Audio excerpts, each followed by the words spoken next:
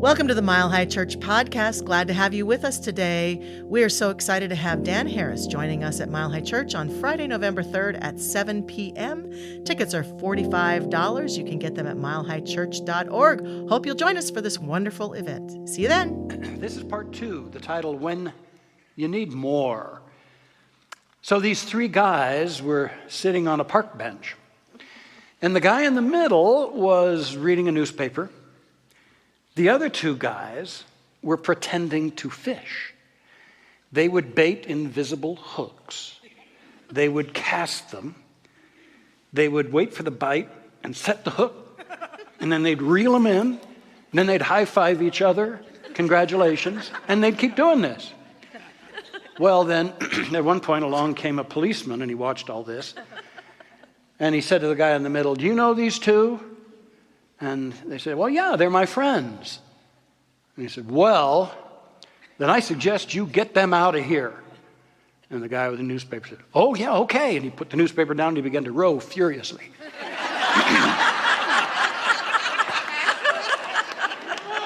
And in a similar way, humanity joins together in a hypnotic trance of sorts.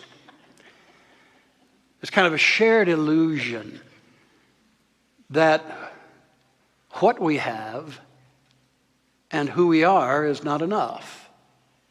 So there's the drive for more, more, more. And two major forces try to put a bit in our mouth and steer us where they want us to go. And we covered these last week in part 1. The first of them being what I call the marketplace, that is always trying to convince us that we must deepen our appetite for more things, more money, for the bigger, the better, and the latest. And then there's the internal neediness of what we call the fearful ego, that is constantly crying out for more praise, more importance, more sympathy, more approval. And sometimes it gets even more destructive, more blaming, more revenge and lashing out. Building bigger walls. More, more, more. And so last week, our first recommendation, basic to this little mini-series, is explore your more. Explore it.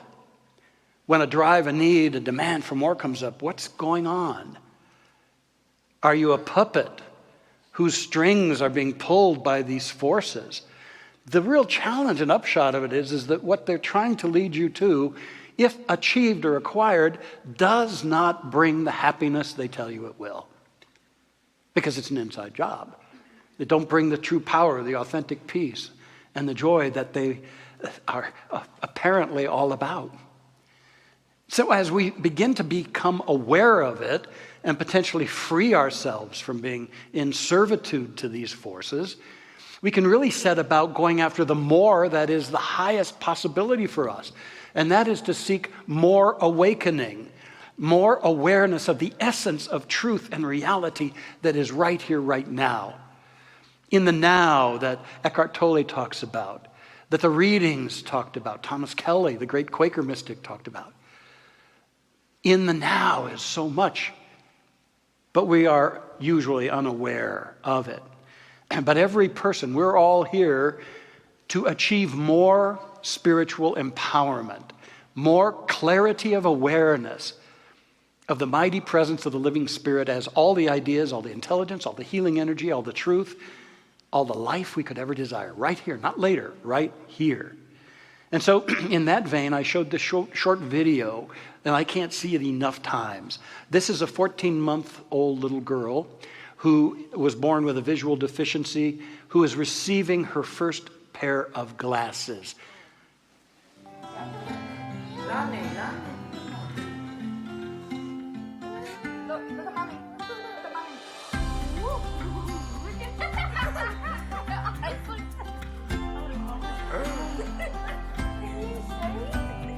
Wow.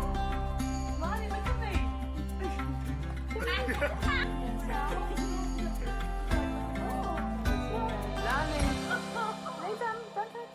Lonnie.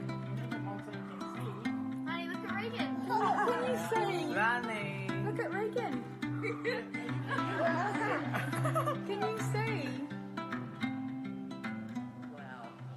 Yeah, no, that is precious in its own right, and yet so true about humankind and about you and me too much of the time. Jesus said, you have eyes, but you don't see. You have ears, but you don't hear. In 1 Corinthians it says, we see as through a glass darkly. And it's the collective consciousness of humankind, the prevailing mindsets of most people most of the time, is oblivious. It is in a fog. It's in a fog. Its vision is blurred. We have been taken in by the apparent messages and limitations of conditions and circumstances and the limited message of the evolving human mind, and we're caught up in that and absolutely dulled to the brilliant reality of the light and the power of life itself. Call it God, call it spirit, call it love, call it whatever you choose. But it's here and it's now. And yet we're in this fog. But we can awaken. Well, we can awaken. So last week we suggested that we can use MORE as an acronym, that what we really need are moments of realizing essence, going beyond the phenomena and the appearances of life to the essence of life, which is brilliant and powerful and contains everything that we need if we can come out of the fog, out of the trance, and embrace it. And the ultimate corrective lens is the heart. If we can learn to perceive, experience, live from the heart, things clarify. We are ushered into a more expansive dimension of life and energy and love and power. And we realize how limited we were and how difficult we made our lives when we lived in this fog, and how much was always given if we could just accept. And when we do, we're like that little girl. It's what I call the wow factor. All of a sudden we realize, oh my God, I've been in the midst of this ocean of ideas and power and beauty and joy, and it was, but now I see. And we have the wow factor, and then we have that kind of an experience that the little girl had of, whoa, look at my life, look at life around me. Oh my God. And I want that. All the master teachers, the enlightened avatars and sages came along to say, right in our midst is that which we have been seeking. Right in our midst. So as we go forward a little bit in looking at the power of this today, I want you to know that there's a standing invitation for you and for every one of us. It is perhaps the greatest invitation we have ever been offered or ever will be offered.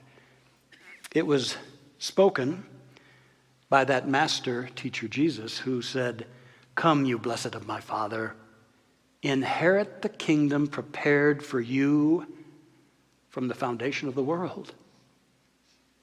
What an invitation. Inherit the kingdom that has been prepared for you since before it even started. The good of God, the ideas, the answers, the energy, the love, prepared before you were even birthed.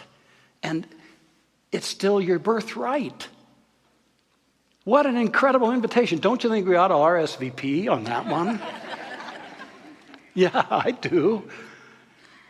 And go to the party, the real party of life, which is the dance of beingness itself. Oh, we've mastered becoming human being or human doings, but we miss out on the being part of it. How about we use RSVP as a methodology for moments of realizing essence? R meaning remember. I invite you to go forth from this, remembering the fog that we revert to. And let's not deny it. We walk in mostly unawareness. Not that we have to stay there, but we've been so well trained at it. And it's etched within us. So to remember, I I tend to walk in a fog. I'm not seeing all the glory there is, all the power there is. And I'm willing to know that so that I can open to something greater. So remember the spell that we can fall into. Remember that, how we don't see. And then surrender. Surrender the limited ideas, the limited notions, the limited acceptances, the limited experience we're having. Surrender all the trappings of the fog and the blur that we walk in, the unawareness that we walk in. You know that phrase, there's more to this than meets the eye? We could apply that in every way. In some situation, whether it's easy, difficult, whatever it is, to declare, I'm not seeing everything.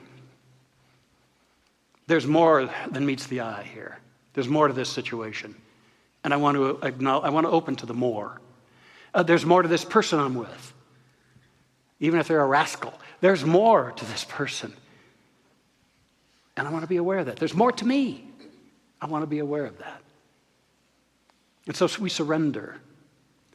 Then we can visualize. We can begin to sense with the insight, the mind's eye. Sense this field of energy that we're a part of. The light, the intelligence, the power, the mighty spirit we're a part of. And to begin to sense the greater field that holds this little earth walk we're a part of. And understand that we're in this world, but we're not of it, so that we can begin to tap into the greater. So we sense it, we imagine it, and then finally we can partake. We can actually then declare, work through me, greater life. Show me something more than I know. I'm open to greater ideas. I'm available. I'm guidable. And in this way, we begin to access the spectacular wow of the greater answers and good that are available all the time. And we don't have to struggle and strain, and sometimes suffer through it all, because there's so much more. Now, I want to apply this to some areas. It actually applies to everything. But let's talk first of all about the implications in terms of abundance. Now, that's an area where a whole lot of folks want more. But understand this, to the degree that we're saying more, what we're more deeply affirming is there's not enough. There's not enough, therefore I want more. And the universe takes us at our word of believing. It is done unto us as we believe. So if we're on the surface craving and striving for more, we have to understand that at a deeper level we're invoking, there's not enough for me, there's not enough. We're putting that into motion for ourselves. And what we need to understand is we're looking through the lens of lack. We're looking at what's in place manifest now and determining lack, when the truth is we live in the ocean of divine life, infinite life. There's nothing it does not already have. It is all prepared. Jesus put it this way, the fields are white already to the harvest. Meaning the harvest is here. It's not later. It's not if you're a good boy or girl. The harvest is here now. Do you have eyes to see? Can you hear the whisper of the voice within that says, it's my good pleasure to give you the kingdom? And so we start retraining our consciousness, because your personal prosperity is in direct proportion to the expanse of your consciousness. If you can take off the lens of lack and acknowledge the abundance that you live in, yes, it's invisible, but it's the invisible that becomes the manifest. And ultimately, that which is invisible is the reality of it. It's the invisible idea at the heart of everything that is its ultimate reality. The outer form will deteriorate and fall away, but not the invisible pattern and the idea. So we exist in the infinitude of all ideas, and it's been said that the gold coin of God are ideas. And so as we acknowledge the greater universe of infinite abundance that's already established and the good that's already here for us, we open to bigger ideas. We open up to a bigger idea of a situation. We open to an innovative idea, a creative idea. We allow ourselves to be guided. And thus we begin to plant seeds for a greater good in our life, in our experience. But it's all about, I live now in this good of the I am. I live now in this good. So take off the lens of lack. Next, let's talk about self-worth and the dreams that everybody has at some deep level. Usually the lens we look through when we consider ourselves is a composite of things we've been told and have bought into over the years, sometimes early in our life, very early. It's a composite of our own judgments, of outcomes in our life, the way things turned out. It's what other people feel about us and say about us, and it is often a reflection of how we deem our current life situation to be. And so we put together this self-image, look out through it, and live to it, to its level. When the truth of the matter is we're so much more than that. Truth is, there's more to you and me than we know right now. There may be more to you and me than we will ever know. And our journey is to expand into the greater essence of ourselves, not get trapped in what we've concluded about ourselves now. And so we need a healing within that says, I refuse to take myself at the estimation of lack and loss, of setbacks, of other people's judgments, or my own. I wouldn't be here if it weren't for the divine activating itself as me. Dr. Holmes says God has need of you, or you wouldn't be here. You wouldn't exist. We say, what if I'm better than I think? Not in a superiority way, but just in owning the integrity and beauty of my spirit, my soul. And what if that's the lens I can look through? And I can make peace with myself. I can bless the past, even the difficult parts, because it brought me to this fine moment of awakening, but it does not define me. You have a history, but you are not your history. You have a story, but you're so much more than your story. And as we create this space of I accept the spirit I am, and I'm ready to embrace life, then inevitably from our hearts, from that corrective lens of the heart, an even more wondrous dream can emerge. That which something in us wants to contribute. I happen to believe that every one of us is uniquely encoded with a dream that Spirit wants to be. And we either obscure it and bury it or ignore it, or we start listening for it in a field of love and self-acceptance. And then honor that dream, even if we haven't the foggiest idea how to do it. Our job is to get in touch with the dream, not figure it out. We'll be guided if we can see through the lens of the heart and claim that which wants to come forth. The ways and means shall be shown to us. I invite you to reflect on you this week and be like that little baby who puts on those corrective lenses of your heart.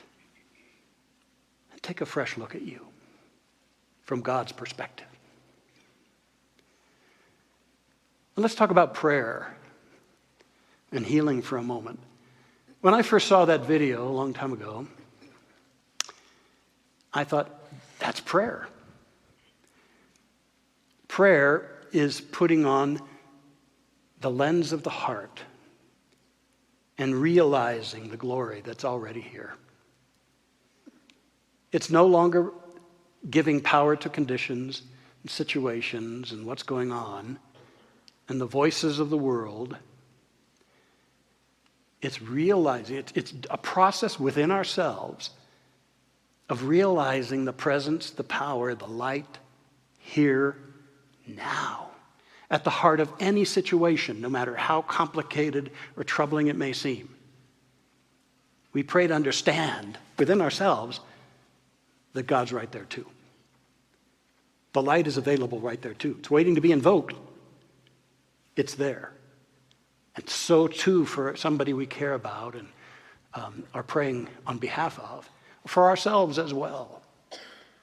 You see, the confusion around prayer is the sense that we're praying for things, for certain changes or situations, or that we are praying to, begging actually, and bargaining with a reluctant God who's highly overworked and unlikely to be available. But nonetheless, might as well toss the prayer out there. You never know. And that's the relationship most have with prayer. Here's a bold statement. Prayer has nothing to do with God. It has to do with our consciousness of God. God doesn't need to be more. God already is the more. Right where you are. Within your body, within the body of your circumstances. God is already the more in any and every situation. Will we have eyes to see and ears to hear? And can prayer take us? Prayer's like the RSVP in a way. It's where we shed the trappings of the lesser consciousness and we open our hearts to a higher vision. And in our form of prayer, which you can learn by taking our classes here, and if you have not done that, stop ripping yourself off. Go for it.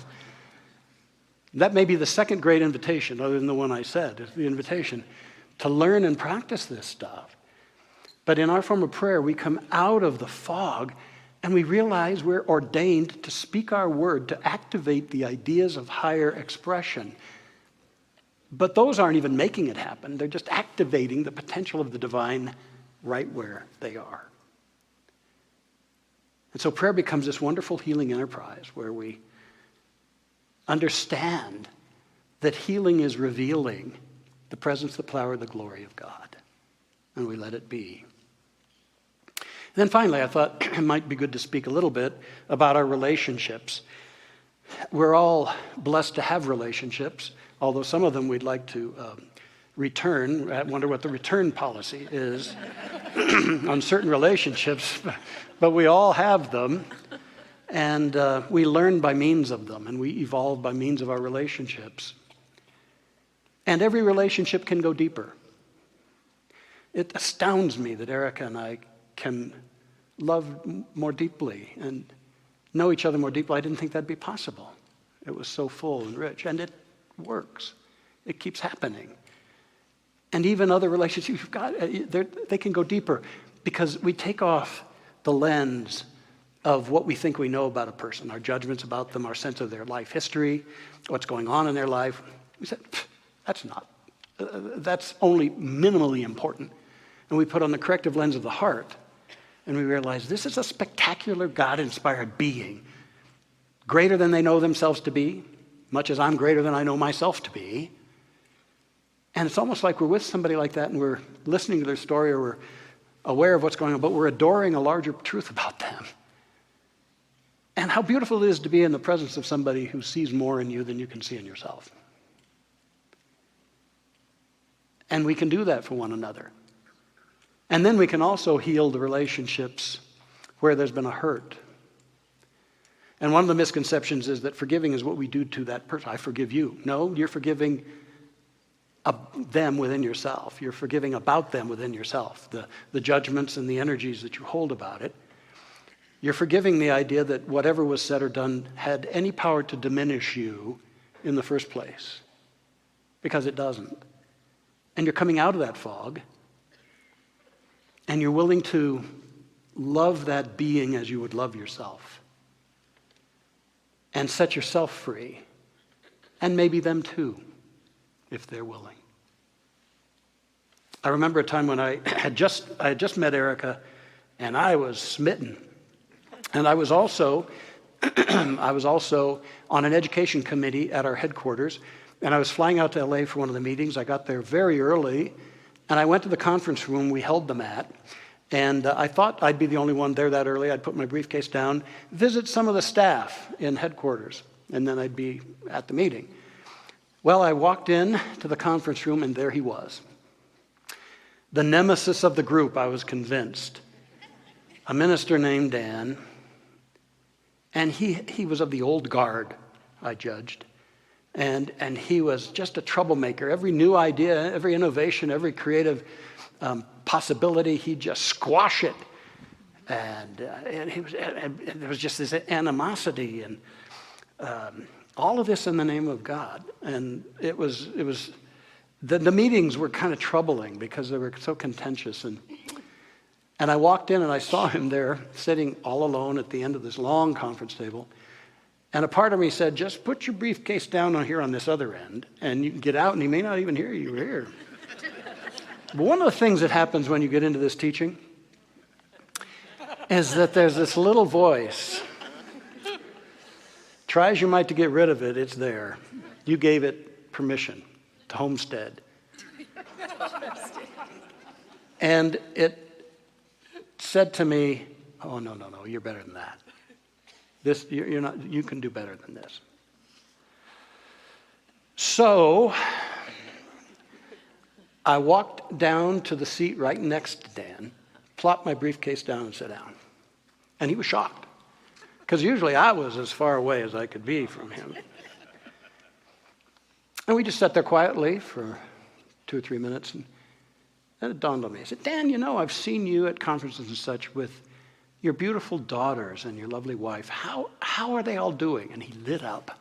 And he proceeded to wax profound about his daughter he's so proud of in college, and the other daughter doing so well in high school, and how wonderful they are, and his wonderful wife and her projects. And he just lit up. And then he said, what's going on for you? And I said, I have met a woman, and she's the one. And interestingly, I didn't design it this way, but it looks like I'm going to become an instant dad of these little guys. I'm going to adopt them. And this is just going to be the greatest journey. It's really the outcome of a transformation I had about 3 years ago or so. And I'm just so excited. And he thought, that's great. And we're talking. And then all of a sudden, it just cleared the field, And I said, Dan, it seems like you're against everything we come up with. I just want to understand it better. Can you help me understand it? And he said, Roger, I owe my life to the science of mind. Ernest, and I knew Ernest. I walked with him. He taught me. And then he empowered me, an African-American minister, to take over one of the churches here in LA, and he was on my team all the time. I love this teaching, and I don't want to see it diluted, watered down. And I said, I got it, yeah. And I said, hey, just one thought is that I think the ideas coming out here aren't about diluting the teaching, but exploring how can we teach it differently and better to a modern audience. How can we deliver it, same stuff, but deliver it in a way that's understood and actionable by people. And he thought and thought. He said, you know what? Okay, maybe I'll be available to that. And there was a great shift in him from the rest of our meetings. I don't know if we ever accomplished anything, but the meetings were more pleasant. They're much more pleasant. And then Dan and I grew close. I delighted when a year or two later I could introduce him to Erica at one of the conferences, and we had dinner with his wife and Erica and I, and then at other conferences subsequently we'd get together and we'd talk, and it was so warm and wonderful. It taught me something. I wept when he passed because our hearts came together. The gulf was illusion, really. See, we share heart with everybody if we want to build the bridge. Where does that apply to you? So listen, gang. We're in the midst of what we have been striving for.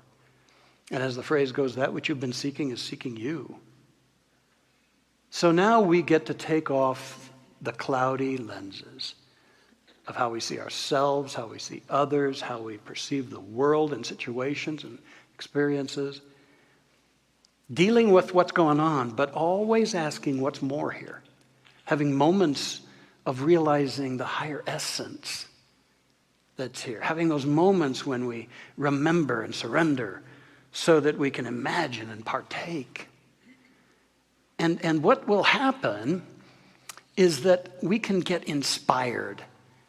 We can become receptors. We can attract higher ideas. We can invoke greater solutions than we even understood. We can have healings. More than anything, we can calm that fear that there's not enough and I'm not enough. And then, you know what? Life gets pretty darn good. So it says, a little child shall lead them. I just invite you to always remember that little girl. That little girl putting on those lenses. And apply the corrective lens of the heart for yourself. You'll love what you see. Let's have a prayer.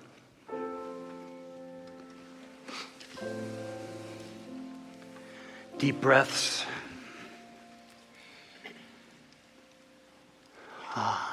Now. Sometimes it can seem like the tentacles of problems and situations grab us, tie us down. But let us move to the heart, the ultimate liberation, the ultimate portal. Just let your energy of awareness reside at the center of your chest and sense that just being present to the heart, it quickens, it vibrates, it warms. You can allow it, give it permission to open even more, to overtake you.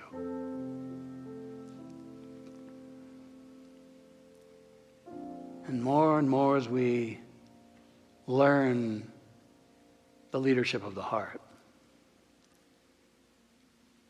the old dark glasses fall away, and our inner and outer vision opens up to a beautiful vista of unlimited light and possibilities, of a healing energy already in our bodies, already in our being, already all around us.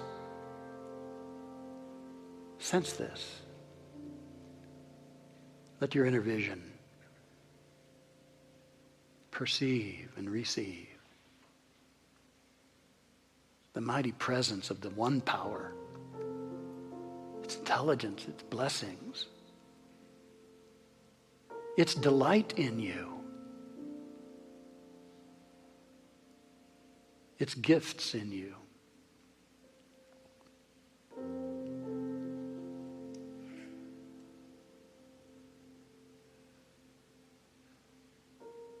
And perhaps you would want to affirm, oh, I give thanks for this homecoming. I give thanks for my awakening to the larger realities of the living Spirit. No more do I walk in a sense of separation from my source or from any good. I and the Spirit are one, and the good of God is ever given. And therefore I delight to continually cultivate eyes that see and ears that hear. The inner ear that hears, thou art my beloved child in whom I am well pleased.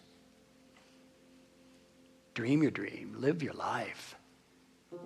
Bring higher awareness to whatever you experience, whatever you face. And oh, I receive this message in my heart of hearts and prepare to leave here in a different way, being led by this light divine. So I affirm and know that healings of mind, body, experience, and emotions are active already within every one of us and now being allowed, envisioned and allowed. And I give thanks that as we go forth from here, we become an enlightened citizenry that brings a higher level of more to the world. More love, more care for the earth, more food for the hungry, more compassion for the disenfranchised, more joy and connectivity across all seeming boundaries, more love. We give thanks for a world where peace prevails, For that is the ultimate truth. And so, knowing this, we give thanks for this transformational shift, knowing that it is a moment-by-moment, joyous journey. Thank you, Spirit. Thank you, life. We release this consciousness into its active unfoldment, letting it be so, and so it is. Amen. Thanks for listening to the Mile High Church podcast. This podcast is made possible by the generous contributions from listeners like you. To make a donation, please visit milehighchurch.org.